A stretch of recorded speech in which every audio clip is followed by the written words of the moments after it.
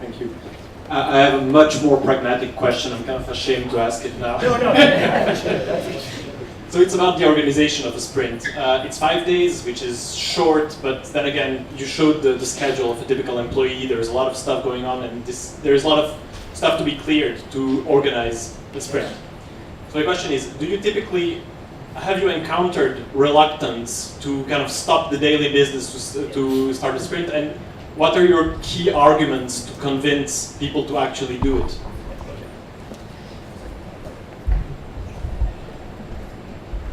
Well, one of the key arguments is sorry, this is random, but to go back to somebody was asking about what frustrates me or what goes wrong. One of the things is people messing with the recipe, because you talked about people having to commit to doing all these things. When people mess with the recipe before having tried their first sprint, that drives me a little crazy. Although the sprint can be improved upon, you have to try it as it is first.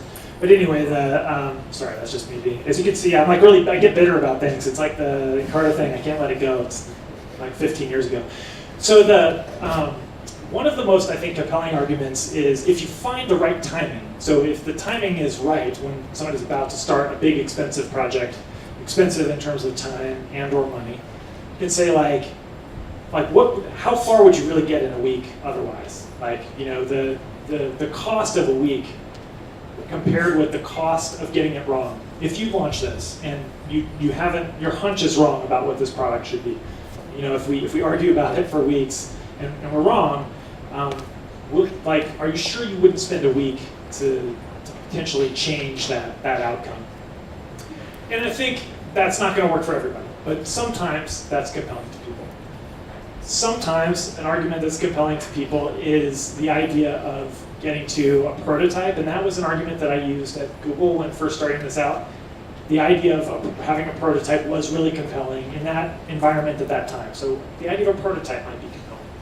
The idea of sometimes name dropping is compelling. So you might think back to that slide with lots of different company names and try to think if there's a company name on there who the folks who you're working with really respect. For some folks, I've heard many people say that McKinsey Consulting is when they heard that McKinsey Consulting does design sprints and really adapted this into their offering, they were like, oh, those guys are really serious. So if they do it, so it might be something like that, but that doesn't work for every situation either. And I think one thing that I certainly have used is just trying to give a forthright appeal and say look, the way we're working now, I'm afraid we're wasting our time. I'm afraid we will miss an opportunity if we don't try this. So let's treat it as, I propose that we do this. Let's treat it as an experiment. We will all evaluate afterwards whether it worked or not. But I think this is a worthwhile experiment. I think that if we don't do this, having worked on this team or knowing what we're doing, I think we could be missing a big opportunity. And I think that also, if just being straight up and honest about it and saying, I want to do this because I think it will help us. Not because it's the right way. We'll decide later if it was the right way or not. But just because you want it to help, that may be compelling too.